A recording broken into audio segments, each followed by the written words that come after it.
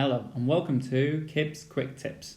Today I'm going to be speaking to you about stop motion. This is a quick introductory video all about using this handy little app.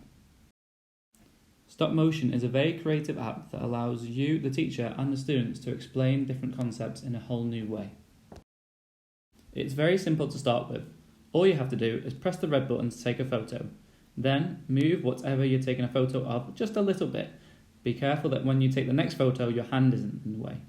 Then you should see all your photos at the bottom of the screen.